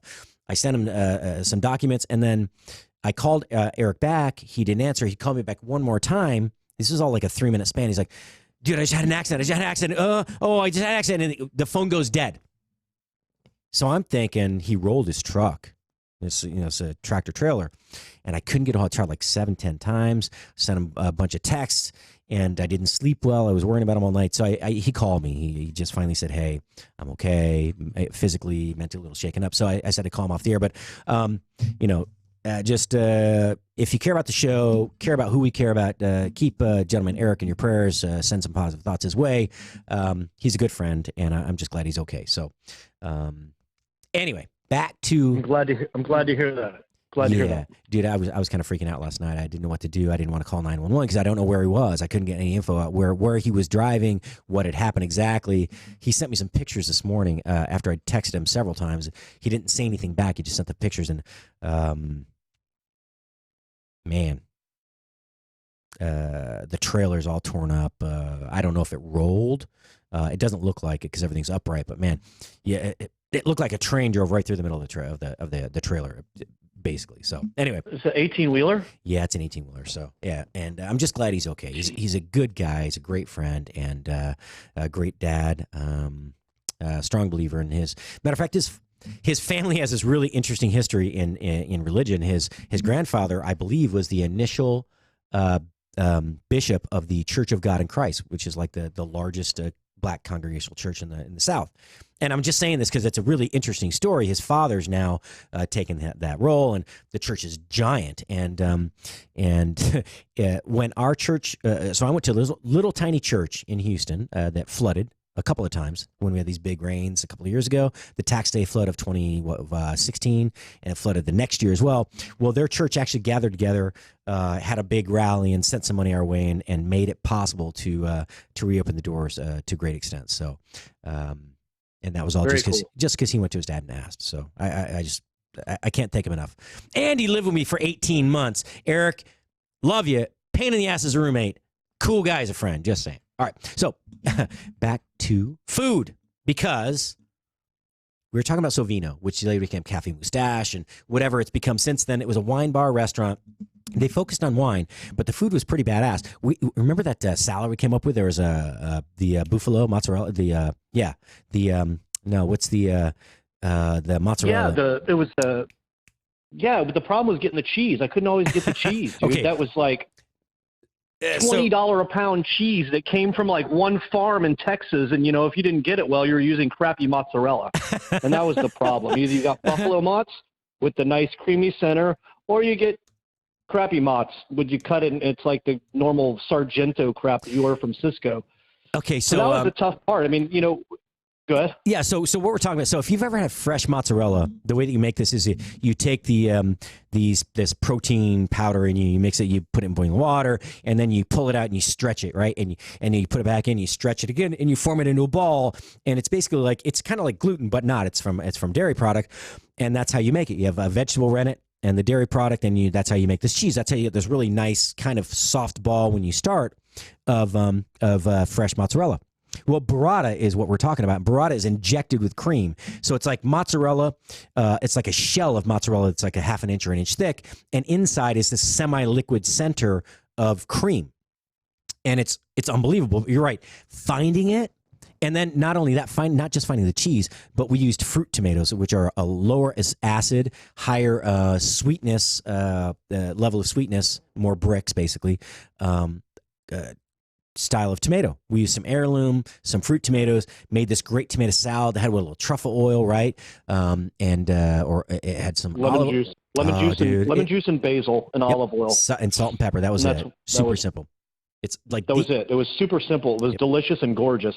The world's simplest vinaigrette. So we came up with this beautiful salad. Basically, cut the mozzarella, the burrata open. You did this tomato salad that kind of flowed off of that, and inevitably, 4 to 5 months out of the year, the cheese was not available, but not in a row. It was strung out every other week, and even Central Market didn't have it all the time.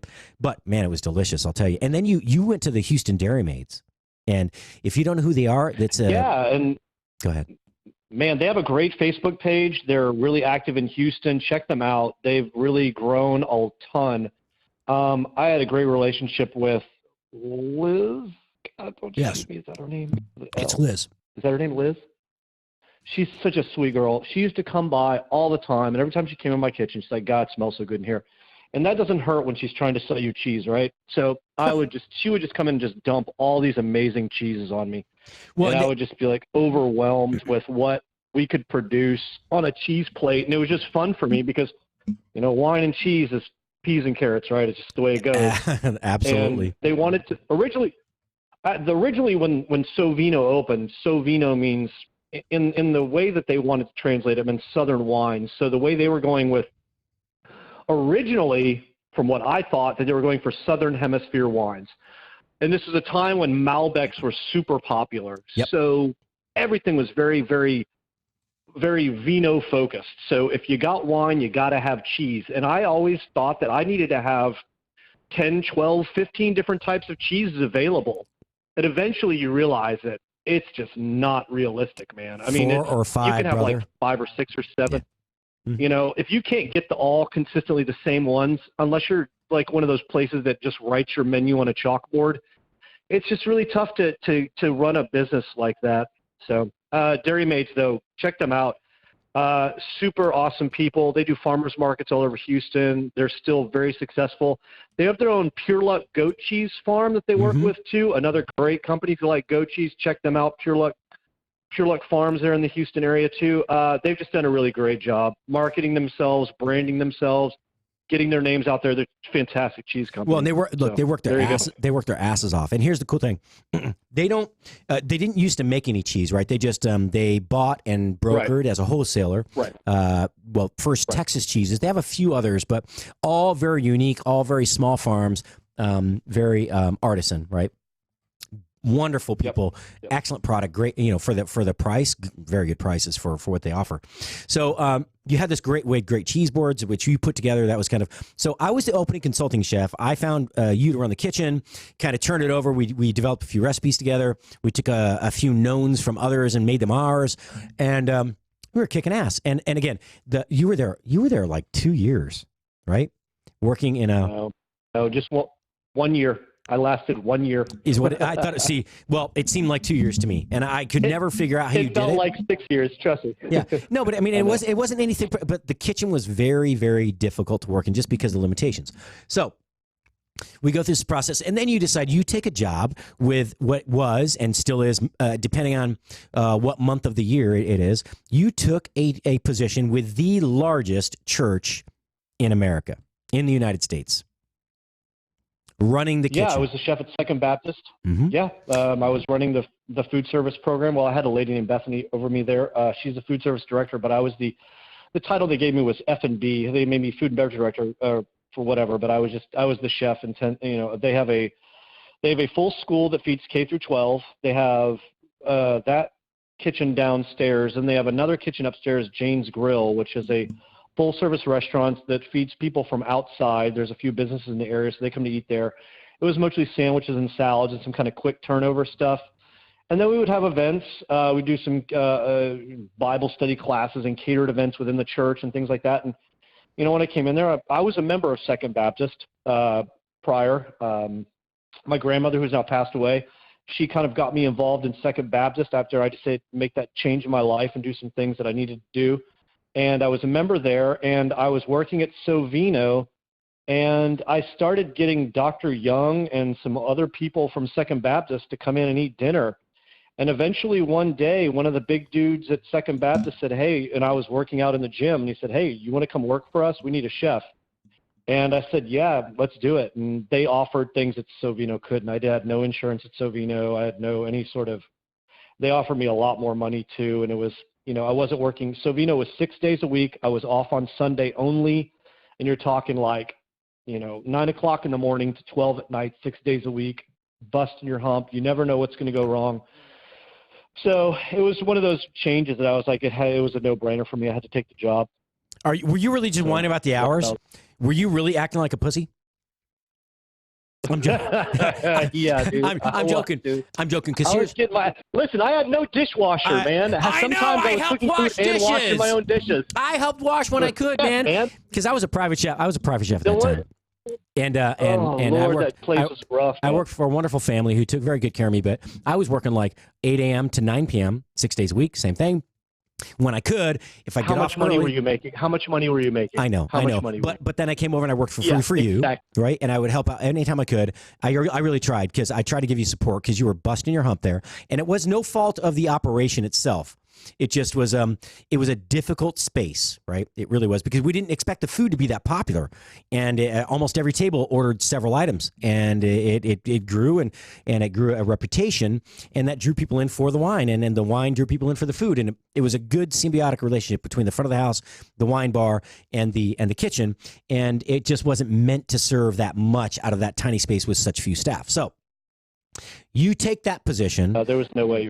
Yeah, and so I remember one of the great things about it. You were very enthusiastic, and Bethany, bless her heart, she had to go and leave because she came with child, and that was, I think, it was planned. That was not that was not any miracle of divine intervention. But so she was gone, but she was gone for a while. And I remember it was when I first got there. It was when I first got there too. Like I had been there for 3 weeks, and she's like, "Oh, I'm pregnant. I'm leaving." I'm like, "What?" No, dude. She was gone for a long time, like 3, 4, 5, 6 months, and you're like, she's gone for 3 months. Yeah. Anyway, so I remember you did big fundraiser though, right? For the was it for the Sheriff's Association? We see the Sheriff's Department. Yeah, the Harris County Sheriff's Department every year. We would do a large meal for them, and it would be 400 or 500 people. And I had a kitchen that had, they weren't trained on, and I won't even say it was fine dining, but it was nicer dining, right? Whatever term you want to use these days. These guys were making kids' food. They were in here cooking chicken tenders, and I came in and said, "All right, we're going to do, my braised short ribs with this reduction, and I'm going to make some nice potatoes, and I'm going to make a nice dessert and all this stuff," or whatever else I would do.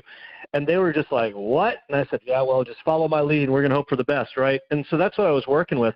And all those people are still there, every single one of them. I go see Bethany all the time. She's right down the street from me.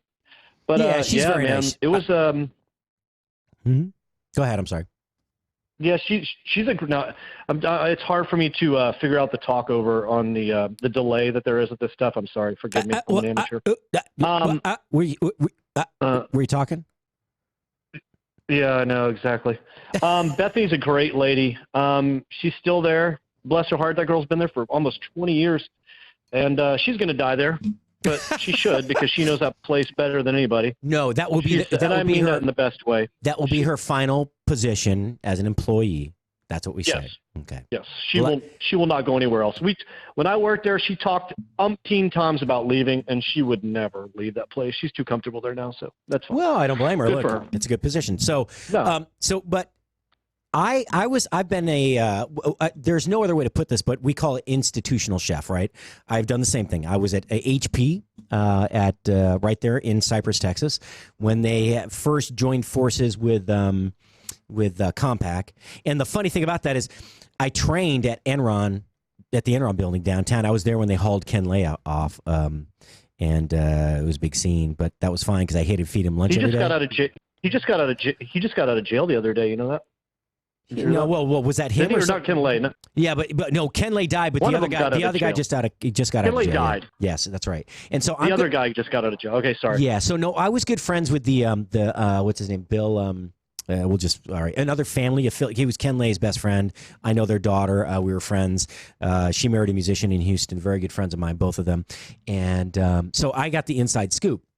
And, so Ken Lay passed away in Aspen when they were up there on vacation, and this other family was with them. Yeah, and I had lived in Aspen. I kind of got the inside scoop from there. They confirmed, because I'm telling you, I was skeptical. That big yacht he had that was in Florida, it actually went from Newport, Rhode Island, down to Florida, was prepped and shipped to the Bahamas right before his passing, and I'm like, ooh, conspiracy! But no, it wasn't. It was just he had a heart attack. The poor man was under a lot of stress. So anyway, I was there when that happened, and then I went to HP. So I trained... HP was a monster, dude. I had one kitchen that was 8,000 square feet plus storage. We could kick out. Was that was that a Compass or a Urus or one of those guys? That was actually Sodexo. Sodexo was the first company to do corporate dining, and what they did is in corporate dining. Yeah, Sodexo. Okay. Yeah, so in France, for many decades now, they've had a stipend for all workers that you basically get so many dollars per lunch every day. They either put it on your paycheck or they offer dining services. And so Sodexo was the first company, I believe, to offer that service, and then they branched out, went worldwide. U.S. was a big market for them, but we were a premier account. So we had a huge, impressive facility, but we ran on a margin of right about 1% because our facility was meant as a point of sale, right? A highlight facility to sell other accounts nationwide for these other large corporations. Now,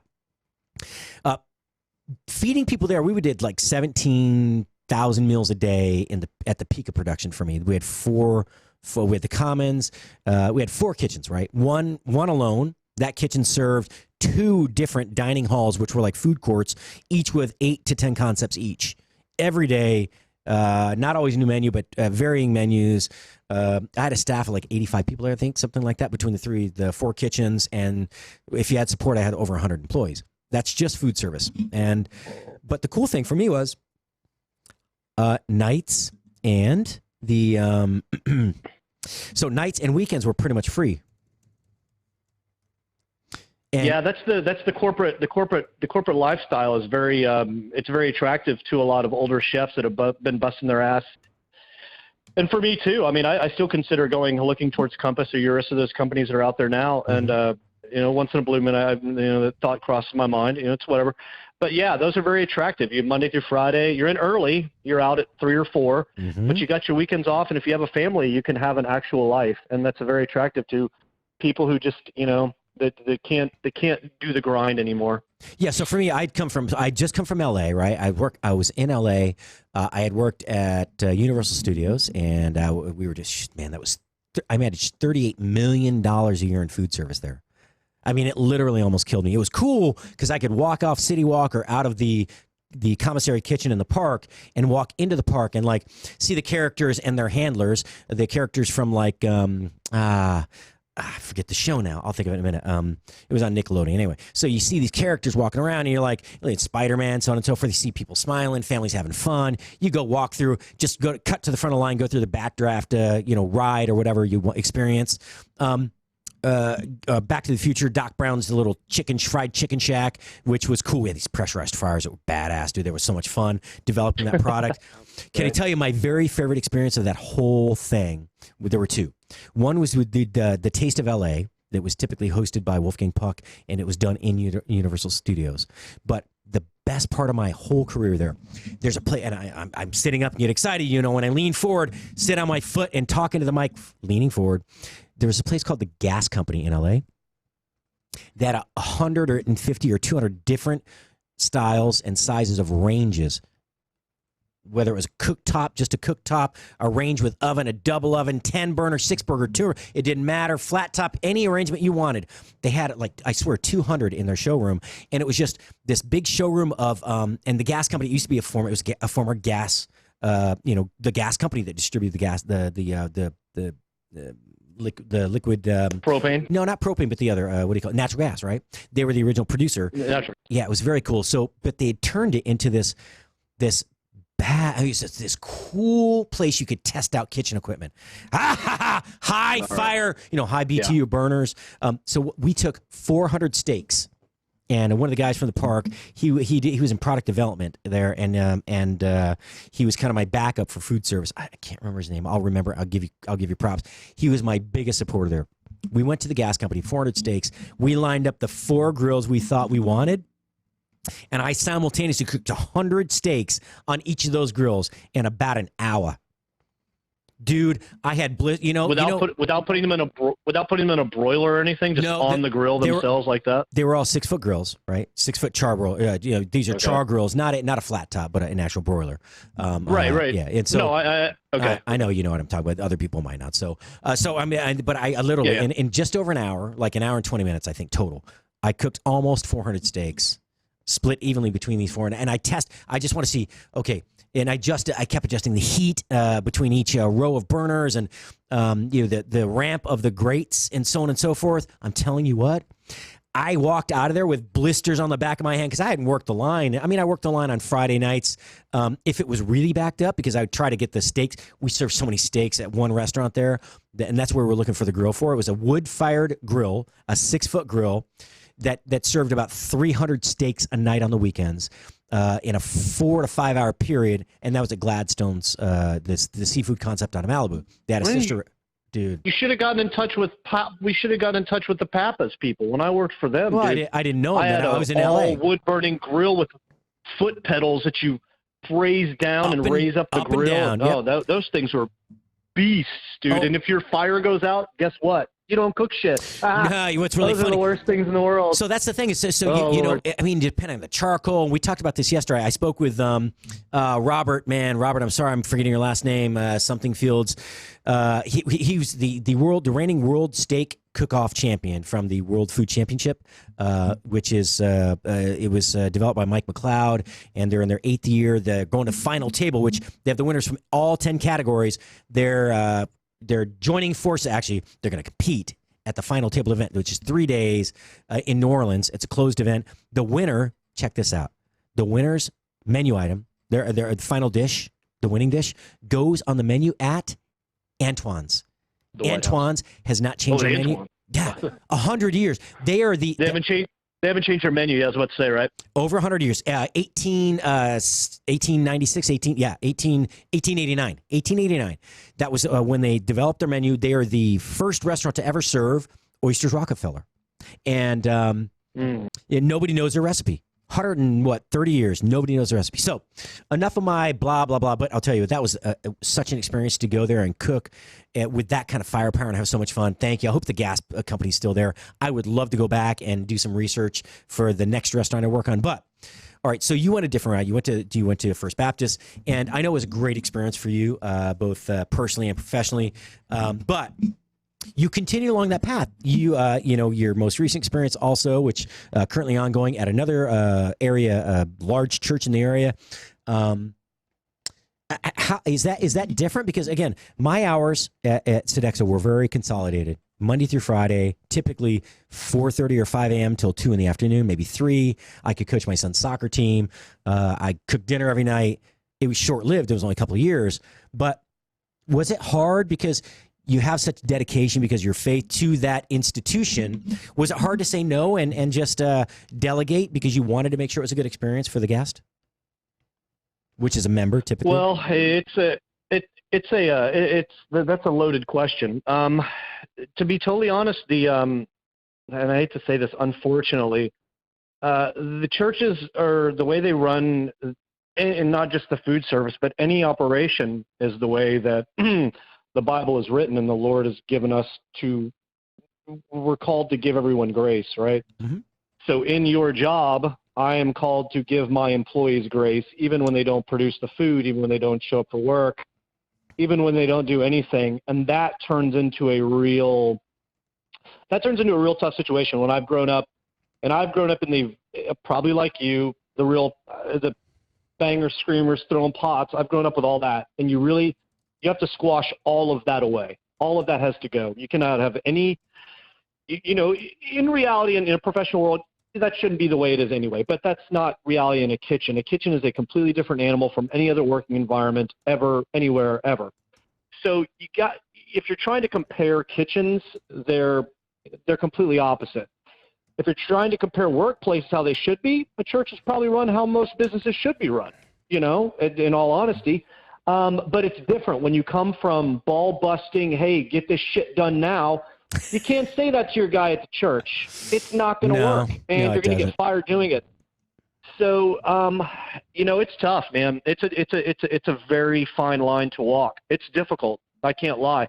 And you really got to bite your tongue sometimes, and you really got to swallow it, and you really got to figure out how to get through it without freaking out on anybody. And, it's a maturity growth thing. It helps you grow as a person. It helps you become more calm. It helps you to slow down and not be so reactive, which all of us chefs are. I mean, we're hotheads. It's just the way it is, So, yeah, it's a very, very different environment, 100%.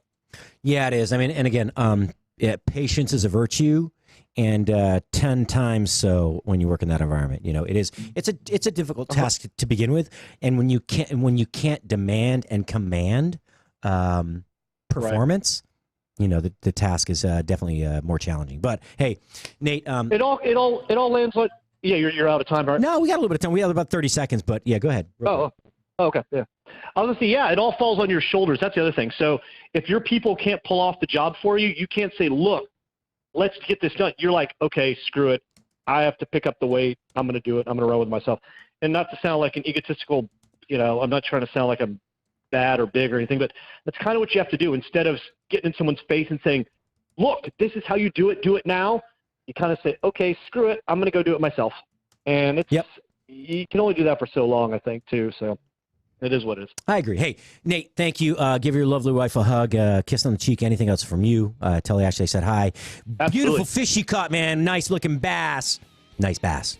Man, that was a great white bass, dude. I'm so happy for my wife. That was the best part of the vacation, dude. It was a gorgeous bass. The only thing I regret is that we threw it back. I was so excited. I said, you know what? It's not quite. Keep the strong fish in there. It's not quite big enough. It wasn't. All right, I had to cut Nate off. Hey, love you all. See you tomorrow. Remember, be nice to yourself. You are cheap. Ciao for now. We'll talk to you tomorrow.